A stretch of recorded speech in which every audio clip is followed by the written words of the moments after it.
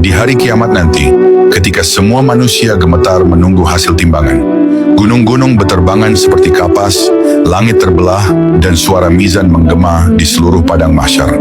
Lalu, di antara miliaran manusia, ada satu orang miskin yang membuat timbangan amalnya langsung berat, hanya karena satu kalimat ringan yang dulu sering ia ucapkan. Ia bukan orang kaya, bukan pula ulama besar. Di dunia ia hanyalah seorang sahabat Nabi yang hidup dalam kesederhanaan yang nyaris tak terlihat. Pakaian lusuh, makanan seringkali tak cukup. Tapi di lisannya ada satu kalimat yang tak pernah ia tinggalkan. Subhanallah wa bihamdih. Pada masa itu, orang-orang berlomba dengan harta, jihad, dan sedekah besar. Tapi sahabat ini hanya mampu bersedekah dengan tasbih di bibirnya. Di setiap langkah, di setiap lelah, di setiap kesendirian, kalimat itu terus mengalir dari lisannya. Tak ada tepuk tangan, tak ada pujian, tak ada yang menganggapnya istimewa. Hingga tibalah hari yang dijanjikan, hari ketika semua manusia dikumpulkan, matahari didekatkan, keringat menenggelamkan tubuh sesuai kadar amal, manusia saling berteriak menyebut nama masing-masing. Ayah tak mengenal anak, sahabat lari dari sahabat, lalu namanya dipanggil. Ia maju dengan tubuh gemetar, tak membawa amal besar, tak membawa harta, tak membawa catatan yang panjang. Ia hanya membawa satu kantong kecil, penuh dengan catatan tasbih yang dulu ia ucapkan di dunia dengan ikhlas.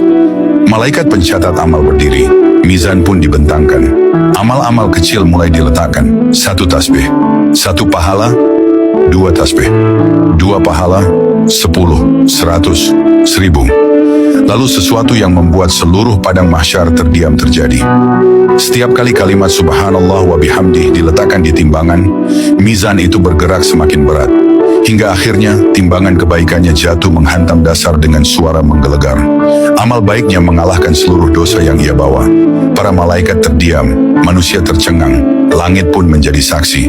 Lalu terdengar suara yang membuat seluruh makhluk bergetar. Beratkan timbangan hambaku dengan rahmatku. Saat itulah sahabat miskin itu tersungkur menangis. Ia tidak menangis karena takut, tapi karena tak pernah menyangka bahwa kalimat ringan yang dulu ia ucapkan, sambil lapar, sambil lelah, sambil menahan hidup, ternyata menjadi penyelamatnya di hari yang paling mengerikan. Rasulullah pernah bersabda bahwa dua kalimat ringan di lisan, berat di timbangan, dan dicintai oleh Allah. Dari kisah ini kita belajar, bukan besarnya amal yang selalu menyelamatkan, tapi keikhlasan di balik amal kecil yang terus dijaga.